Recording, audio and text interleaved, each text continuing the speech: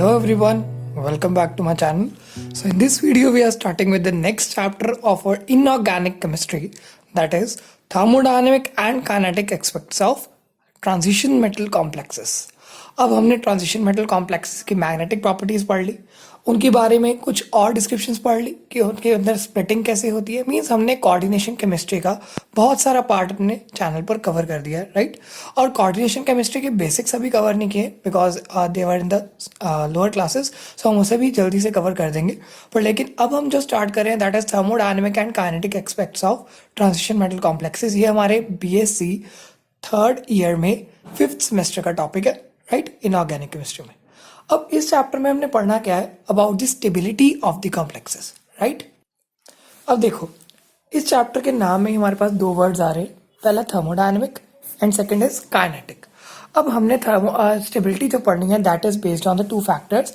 पहला thermodynamic stability पढ़ेंगे और दूसरा काइनेटिक स्टेबिलिटी पढ़ेंगे।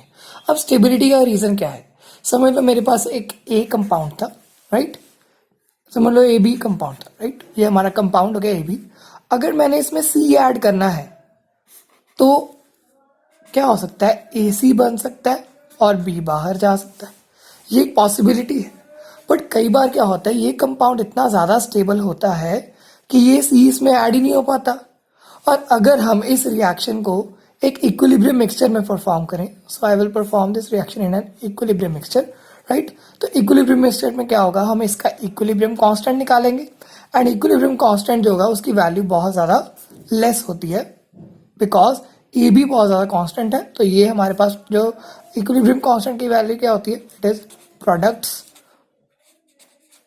Concentration of products upon concentration of reactants, right. So ये वैल्यू छोटी होगी, इसका मतलब ये जल्दी फॉर्म नहीं होंगे, डायरेक्टली प्रोपोर्शनल टू प्रोडक्ट्स।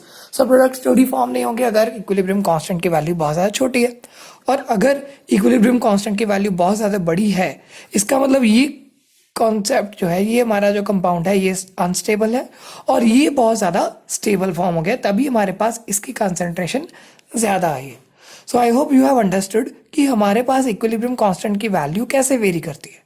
अब मैं इस चैप्टर की अभी इंट्रोडक्शन नहीं दे रहा हूँ आपको, राइट। सो थर्मोडायनेमिक स्टेबिलिटी क्या है कि हमारे पास हमारी इक्विलिब्रियम कांस्टेंट की वैल्यू कितनी ज़्यादा बड़ी आ रही है वो उस कॉम्प्लेक्स की स्टेबिलिटी डिटरमिन करेगा, चाहे ये कॉम्प्लेक्स है चाहे ये कॉम्प्लेक्स है।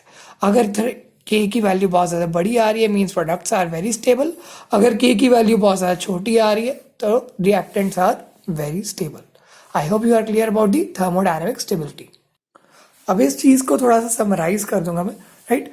अब हमारे पास मैंने बढ़ाया कि थर्मोडायनेमिक स्टेबिलिटी जो है वो हमारे किस पर डिपेंड कर रही है, तो thermodynamic stability refers to the equilibrium constant.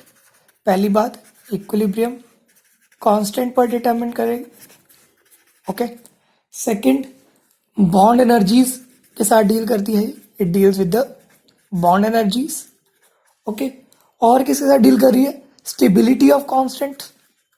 So stability of compounds या स्टेबिलिटी कांस्टेंट पर डिपेंड कर रही है, so we can write stability constant, complete, okay. Third हमारे पास नेक्स्ट है रिडॉक्स पोटेंशियल पर भी डिपेंड करती है ये थर्मोडायनेमिक स्टेबिलिटी।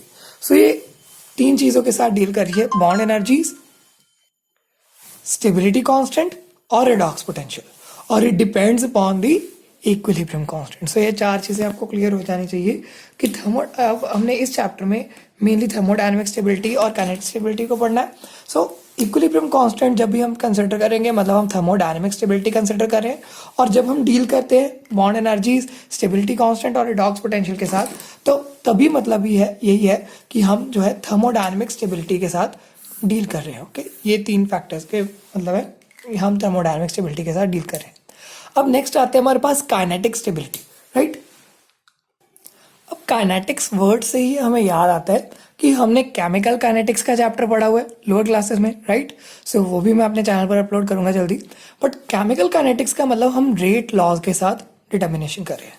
सेम रिएक्शन को अगर मैं कंसिडर करूं कि ये काइनेटिकली स्टेबल कैसे होगी, राइट, तो मैं देखूंगा कि इस रिएक्शन में हमारे पास ये जो रिएक्शन हो रही है इसका रेट कितना ज़्यादा है। सो अगर मैं काइनेटिक स्टेबिलिटी की बात करूं, तो ये हमारा फर्स्ट हो गया thermodynamic stability, second is kinetic stability. इसमें मैं रेट ऑफ द रिएक्शन की बात करता हूं। ओके, हमने पढ़ा था दैट रेट लॉ, जो रेट है of a reaction, what is a rate, right? It means कि हमारे पास the formation of products upon time, right? So हमने रेट का पढ़ा हुआ है, rate is equal to delta P upon delta T, right? ये हमारी पॉजिटिव में होता था, rate of formation of products per unit time, right? So this is the appearance of products per unit time, और हम इसे इक्वल करते थे that is disappearance of the reactants पर unit time, that is also the rate of the reaction. और यहाँ पर हम रेट लॉ डिटर्मिन करते थे। सो रेट लॉ का एक्सप्रेशन क्या होता था, अगर हमारे पास यही रिएक्शन है, तो अगर सिंपल रिएक्शन कंसिडर कर लें, A plus B gives us C plus D, right? So rate law is equal to the is directly proportional to the concentration of A into concentration of B, मतलब concentration of reactants raised to the power of some order। so ये हमारे पास इनकी कुछ powers होती थी, और अगर इसको इक्वल टू में कन्वर्ट करना है तो हम यहाँ पर रेट लॉ कांस्टेंट लगाते थे। सो इस तरीके से हम रेट ऑफ द रिएक्शन को डिटरमिन करते थे, and rate of the reaction पर ही हमारी काइनेटिक स्टेबिलिटी डिपेंडेड है, राइट? सो यहाँ पर मैं इसी एग्जाम्पल में बता रहा हूँ कि अगर हमारे पास इस रिएक्शन का रेट जो है वो बहुत बड़ा होगा, अगर इस रिएक्शन का रेट बहुत बड़ा है, समझ लो इस रिएक्शन का रेट हमारे पास काफ़ी हाई है, तो मतलब ये वाला कॉम्प्लेक्स जो हो गया ये स्टेबल नहीं हुआ, ये बहुत ज़्यादा हाई है रेट इस रिएक्शन का, rate of the reaction, right? ये रेट लॉ से डिटरमिन करेंगे। और ये वाला कॉम्प्लेक्स, अगर ये रिएक्शन का रेट हाई है तो मतलब फॉर्मेशन जल्दी होगी, तो ये वाला कॉम्प्लेक्स हमारा बहुत ज़्यादा स्टेबल हो जाएगा। सो इक्विलिब्रियम और कांस्टेंट और रेट लॉ में आपने कंफ्यूजन नहीं क्रिएट करनी। बहुत बच्चे इस चीज़ में कंफ्यूजन क्रिएट करते हैं, हर बार हर साल हम पेपर्स चेक करते हैं तो हमारे पास आता है कि ये बच्चों ने कंफ्यूज कर दिया। So kinetic and thermodynamic stability को प्लीज़ ध्यान से रखिएगा, तभी मैंने फर्स्ट वीडियो इस पर ही बनाई है कि हमें ये पता चले कि हम इन दोनों में कंफ्यूज ना करें, right? So to sum up this, हमारे पास जो काइनेटिक स्टेबिलिटी है depends on the rate of the reaction and also on the mechanism of chemical kinetics, right? So जो भी इसकी केमिकल रिएक्शन होगी उसका क्या मैकेनिज्म है और उसका रेट ऑफ द रिएक्शन क्या है, इन दो फैक्टर्स पर हमारी जो है काइनेटिक स्टेबिलिटी डिपेंड कर रही है। ओके, अब हम थोड़ा और इंट्रोडक्शन में जाएंगे कि हमारे पास थर्मोडायनेमिक और काइनेटिक स्टेबिलिटी के एग्जांपल्स क्या क्या है, राइट? और हम डिफाइन करते हैं अब कि स्टेबल टर्म किसे डिटर्मिन कर रही है। अब हम फ्रेंड्स पहले देखते हैं स्टेबल क्या होता है। पहले हम स्टेबल टर्म को डिफाइन करते हैं कि अगर हमारे पास कहीं पर लिखा है स्टेबल, राइट? सो अगर एक कॉम्प्लेक्स स्टेबल है, इसका सिंपल मतलब है कि हमारे पास जो भी हमारा कंपाउंड है या कॉम्प्लेक्स है वो एग्जिस्ट करेगा, और ये हमारी क्या है, एक थर्मोडायनेमिक टर्म है। सो इसकी मैं डेफिनेशन लिख देता हूँ एक बार। अब देखो फ्रेंड्स, यहाँ पर मैंने क्या लिखा कि स्टेबल का मतलब क्या होता है, अगर एक कंपाउंड एग्जिस्ट कर सकता है, पहली बात तो वो स्टेबल होगा अगर एक कंपाउंड एग्जिस्ट कर रहा है, एंड सूटेबल कंडीशंस में हम ये देखते हैं कि वो कंपाउंड जो है वो उसे स्टोर कर सकते हैं कुछ टाइम के लिए, तो हम वो भी कहते हैं कि वो कंपाउंड क्या है, स्टेबल है, अगर उसे स्टोर किया जा सकता है। और अगर थर्मोडायनेमिक स्टेबिलिटी की बात करें तो मतलब वो कंपाउंड जो है वो बहुत जल्दी फॉर्म हो जाएगा, मतलब उसका इक्विलिब्रियम कांस्टेंट काफ़ी हाई कंसंट्रेशन में जाएगा, राइट? एंड इक्विलिब्रियम कांस्टेंट की वैल्यू हाई होगी, और एक और काइनेटिक स्टेबल है तो मतलब वो जब फॉर्म हो रहा है तो rate of the reaction is very high. तो ये कुछ चीज़ें हैं हमारी स्टेबिलिटी को डिटरमिन करने के लिए। अब हम नेक्स्ट डिस्कस करते हैं हमारी definition for the thermodynamic stability. So मैं पहले डेफिनेशन लिख देता हूँ यहाँ पर। सो फ्रेंड्स, थर्मोडायनेमिक स्टेबिलिटी क्या होता है, that it is a refers to the measurement of the extent of formation of a complex, कि कितना एक्सटेंट तक वो फॉर्म हो रहा है complex at equilibrium stage, that is called the thermodynamic stability. और इसमें इक्विलिब्रियम वर्ड यूज करना बहुत जरूरी है क्योंकि हमारी जो भी रिएक्शंस होगी यहाँ पर वो हमेशा इक्विलिब्रियम में होंगी, राइट? अब इस चीज़ को मैं क्लियर करता हूँ हमारे एक एग्जाम्पल से, राइट? सो यहाँ पर मैं एक एग्जाम्पल लिख देता हूँ, एक एग्जाम्पल रिएक्शन। अब देखो, जो हमारे पास ये रिएक्शंस होती हैं, इनमें जो भी हमारे पास मेटल आयन और लिगेंड इंटरेक्ट कर रहे हैं, that are considered to be as Lewis acid and base interactions, right? So यहाँ पर जो एक हमारे पास एक आयन होगा जो कि इलेक्ट्रॉन पेयर एक्सेप्ट करेगा, राइट, जिसके साथ लिगेंड आके अटैच होगा। सो लुईस एसिड वही होता है that accepts an electron pair. So ये हमारे पास लुईस एसिड की तरह बिहेव करेगा. और ये जो हमारे पास है जो इलेक्ट्रॉन पेयर को डोनेट कर रहा है that behaves as a base. Okay, so इस तरीके से हमारे पास लुईस एसिड और बेस इंट्रैक्शन करके हमारे पास एक कॉम्प्लेक्स बनता है. ओके, सो यहाँ पर आपको लुईस एसिड बेस कंसेप्ट भी क्लियर हो गया. अब नेक्स्ट चीज़ क्या है कि हमारे पास इन रिएक्शंस की थर्मोडायनामिक स्टेबिलिटी डिटरमिन करने के लिए हम क्या यूज़ करते हैं, we use the term equilibrium constant. और इस रिएक्शन का इक्विलिब्रियम कांस्टेंट अगर देखा जाए that is the concentration of the products. Means हमारे पास ये प्रोडक्ट है, इसका नेम क्या है, दैट इज टेट्रा अमाइन. 4 है तो tetra amine and copper, and यहाँ पर 0 है तो 2 आयन. रो मैं यहाँ पर लिख देता हूँ टेट्रा अमाइन कॉपर 2. आयन लिखो चाहे ना लिखो, मतलब ये खुद की मर्जी होती है, पर लेकिन टेट्रा अमाइन कॉपर 2 हमारे पास कॉम्प्लेक्स है, आयन लिखना ही है, राइट. सो ये हमारे पास कॉम्प्लेक्स बन गया. अब इसकी स्टेबिलिटी का इक्विलिब्रियम कांस्टेंट हम कहाँ से देखेंगे, this products upon the reactants. So हमें इक्विलिब्रियम का तो आता ही है कि हमारे पास जो भी स्टोइकियोमेट्रिक कोएफिशिएंट्स होते हैं हम उनको रेज टू द पावर में लिख देते हैं. सो this is our equilibrium constant for this reaction. And अगर इस रिएक्शन के इक्विलिब्रियम कांस्टेंट की बात करूं सो उसका फॉर्मूला हो जाएगा that is K is equal to tetracyano copper 2 ion and यहाँ पर ये C2 positive and Cn negative 4. Okay, अब यहाँ पर दोनों की रिएक्शंस भी एक जैसी लग रही हैं, मोल्स भी एक सारे रिएक्ट हो रहे हैं.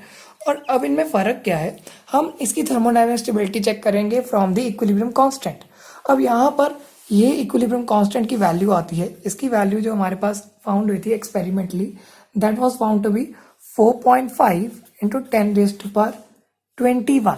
ओके, एंड इस इक्विलिब्रियम कांस्टेंट की वैल्यू आई थी 2 इंटू 10⁻27. अब जितनी बड़ी 10 की पावर है उतना ही बड़ा हमारा इक्विलिब्रियम कांस्टेंट है. सो ये हमारा बड़ा इक्विलिब्रियम कांस्टेंट है. इसका मतलब यहाँ पर जो है प्रोडक्ट ज़्यादा फॉर्म हो रहा है, इसका नाम लिख देता हूँ टेट्रासाइनो कॉपर 2 और आयन आप डाल लीजिएगा टेट्रासाइनो कॉपर 2 आयन. ओके, अब ये जो है ज़्यादा फॉर्म हो रहा है और ये कम फॉर्म हो रहा है, रिएक्शन तो एक जैसी है. अब यहाँ पर हमारा एक फैक्टर हम डिस्कस कर रहे हैं बिकॉज हमने बहुत सारे फैक्टर्स पढ़ने हैं जो कि स्टेबिलिटी को इफेक्ट करते हैं, पर लेकिन हमें यहाँ पर क्या पता चल रहा है that cyanide group that is more stronger ligand than the NH3 group, right. So यहाँ पर हम ये देख सकते हैं that stability of the complex also depends upon the ligands. And ligands की किस चीज़ पर डिपेंड करती है stability, that depends upon the this power of the ligands, right. ये हमारे पास कितना स्ट्रॉन्ग लिगेंड है, राइट. अब इसी एग्जाम्पल को मैं क्लियर करने के लिए कि साइनाइड हमारे पास स्ट्रॉन्गर है, मैं एक और एग्जाम्पल यहाँ पर लिख रहा हूँ. So let me write the reaction here. So यहाँ पर इन दोनों रिएक्शंस को ऑब्जर्व कीजिए. हमारे पास ये जो फर्स्ट रिएक्शन है इसका जो इक्विलिब्रियम कांस्टेंट है that is found to be 1.6 into 10⁻7. और ये वाली जो रिएक्शन है इसका इक्विलिब्रियम कांस्टेंट आया था दैट इज 5.4 इंटू 10⁻18. अब आप सोच रहे होगे कि हमें ये याद करनी है वैल्यूज. नहीं, आपको कोई वैल्यू याद नहीं करनी है, आपको सिर्फ कंसेप्ट अंडरस्टैंड करना है because chemistry is all about understanding, it is not about learning the chemistry, right. So आपको सब्जेक्ट को लर्न नहीं करना है. तो यहाँ पर हमें इन दोनों इक्विलिब्रियम कांस्टेंट्स को ऑब्जर्व करके पता चला कि हमारे पास, और यहाँ पर 18 आएगा, कि हमारे पास ये जो है प्रोडक्ट बहुत ज़्यादा फॉर्म हो रहा है और ये कम फॉर्म हो रहा है. So cyanide is a strong ligand. Okay, अब यहाँ पर एक और टर्म इंट्रोड्यूस की जाती है दैट इज कि अगर हमारे पास रिवर्स रिएक्शन है तो हम क्या यूज़ करेंगे. सो मैं रिवर्स रिएक्शन को यहाँ पर लिख देता हूँ. अब चलो ये नहीं भी लिखते हैं तो ये आप समझ लीजिए ये हमारे रिएक्टेंट्स बन गए और ये हमारे प्रोडक्ट्स बन गए. मैं यहाँ पर लिख रहा हूँ इसकी रिवर्स रिएक्शन दैट इज कि हमारे पास अगर टेट्रामाइन कॉपर कॉम्प्लेक्स है, right. So on dissociation it will give us copper ion plus 4NH3. अब यहाँ पर जो इक्विलिब्रियम कांस्टेंट आता है यहाँ पर लिखते हैं K डिस, राइट. सो यहाँ पर K डिस क्यों लिखते हैं, because this is the dissociation constant और इसकी वैल्यू होती है 1/K. ये जो हमारा फॉरवर्ड रिएक्शन कांस्टेंट था, ये हम इसे S से भी डिटरमिन कर सकते हैं कि इन दोनों को डिफरेंशिएट करने के लिए. सो ये हमारा स्टेबिलिटी कांस्टेंट था और ये हमारा डिसोसिएशन कांस्टेंट हो गया. और यहाँ पर याद कर रखना है, अगर आपके पास एग्जाम में डिसोसिएशन कांस्टेंट की वैल्यू दी गई है तो ये कांस्टेंट कितना स्टेबल होगा, ये कहाँ से पता चलेगा कि जितनी छोटी वैल्यू डिसोसिएशन कांस्टेंट की होगी उतनी ज़्यादा ये कॉम्प्लेक्स जो है स्टेबल होगा। सो ये आपका थियोरेटिकल सा पार्ट है कि हमारे पास ये जो इन्वर्सली प्रोपोर्शनल है, तो अगर इसकी वैल्यू बड़ी होगी तो इसकी वैल्यू तो छोटी होगी। सो जितनी डिसोसिएशन कांस्टेंट की वैल्यू छोटी है उतना ही हमारे पास ये वाला कॉम्प्लेक्स स्टेबल होगा। So that is about the thermodynamic stability, कि हम डिसोसिएशन कांस्टेंट से भी थर्मोडायनामिक स्टेबिलिटी को निकाल सकते हैं। ओके, सो यहाँ पर हमारी ये फर्स्ट पार्ट ओवर होता है। मैंने यहाँ पर आपको अच्छे से थर्मोडायनामिक स्टेबिलिटी और काइनेटिक स्टेबिलिटी एक्सप्लेन कर दिया। अब फर्स्ट वीडियो को मैंने अच्छे से बनाया है, थोड़ा लॉन्ग बन गई है बट लेकिन आपको इसमें से अच्छे से क्लियर हो गया कि हमारे पास थर्मोडायनामिक और काइनेटिक स्टेबिलिटी क्या है। इस वीडियो का मेन मोटिव है कि आपकी जो है जो जड़ें हैं वो स्ट्रांग हो जाए, मीन्स रूट्स हमारी जो स्ट्रांग होनी चाहिए। अब इसके बाद हम जो भी पढ़ेंगे वो बहुत इजी लगेगा अगर हमें ये पार्ट अच्छे से क्लियर हुआ होगा, राइट। अगर नहीं भी क्लियर हो तो दोबारा एक बार वीडियो को देख लीजिए, मैंने कोई भी चीज़ यहाँ पर छोड़ी नहीं है, हर चीज़ आपको एक्सप्लेन करी है, आउट ऑफ द बुक भी, इन बुक भी हर चीज़ बताई है, राइट। और इसके बाद हम जो नेक्स्ट वीडियो लेके आएंगे वो हमारे पास स्टेबिलिटी कांस्टेंट के ऊपर बेस्ड होगी। So till then stay tuned, do subscribe to our channel and thank for watching the video. Thank you so much.